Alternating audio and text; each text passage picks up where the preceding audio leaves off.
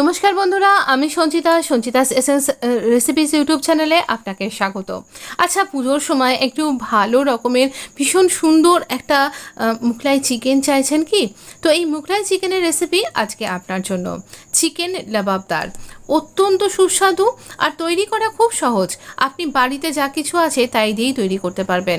অনবদ্য স্বাদের মুগলাই এক রকমের ডিশ তো রয়েছে চিকেন লাবাবদার। আপনার জন্য চিকেন রয়েছে এখানে, যেমন আপনি নিচ্ছেন কারি কাট পিস করা, এখানে নুন আর হলুদ দিয়ে দিচ্ছি আমি। আর এছাড়া আমরা দেব টক দই। টক দই দিয়ে দিচ্ছি, আপনি বাড়িতে পাতা বা কেনা যা খুশি দিতে পারেন, কিন্তু টক দই দিতে হবে। খুব বেশি টক যেন না হয়ে যায় এরকম রাখবেন। তো এই রকমভাবে আমরা দইটা দিয়ে নুন হলুদ দিয়ে ভালো করে এটাকে ম্যারিনেট করে রাখবো।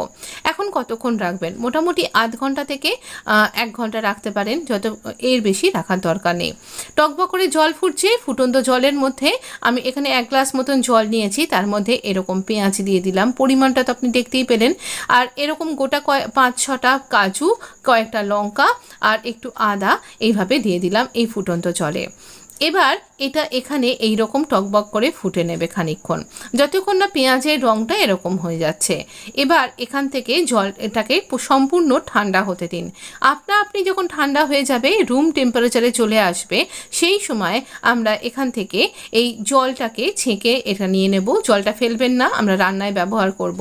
এবার এটা বেটে নেব। কড়াইতে তেল দিয়ে দিয়েছি, তেজপাতা, দারচিনির টুকরো, জাবেত্রীর একটু টুকরো, ছোট এলাচ, এছাড়া এখানে দেব আমরা এখানে লবঙ্গ কয়েকটা, 5টা-6টা লবঙ্গ, এরকমই 5টা-6টা আমরা গোলমরিচ দেব। আর ওই পেস্টটা এখানে দিয়ে দিয়েছি। জাস্ট পেস্টটা যখন দিয়েছি সেই সময় ক্যামেরাটা অফ করে হয়ে গেছিলো। তো এবার এই পেস্টটা ভালো করে কুক করব। যখন বেশ একটু দেখবেন তলা লেগে যাওয়া টাইপের হয়ে যাচ্ছে বা ছেড়ে আসছে গা থেকে, সেই সময় ম্যারিনেটেড চিকেনটা দিয়ে দেব। এবার এতগুলো গরম মশলা দেওয়ার জন্য এটাতে খুব সুন্দর একটা ফ্লেভার অ্যাড হয়ে যাবে। আর এই রকম স্মুথ একটা পেস্ট দেওয়ার জন্য এখানে আপনার গ্রেভিটা একেবারে মুখে দিলেই মিলিয়ে যাবে, এরকম একটা স্ট্রাকচার হবে।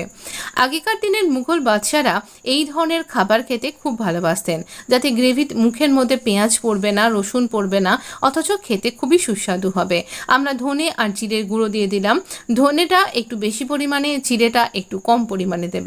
তো এরকমভাবে যখন চিকেনটা ভালো একটু অর্ধেকটা সেদ্ধ হয়ে গেছে, সেই সময় টমেটো সস আপনি ব্যবহার করুন। যে কোনো ব্র্যান্ডের যা কিছু আপনার কাছে আছে বা হোমমেডও যদি থাকে, তাহলে টমেটো সস কিন্তু ব্যবহার করতে হবে।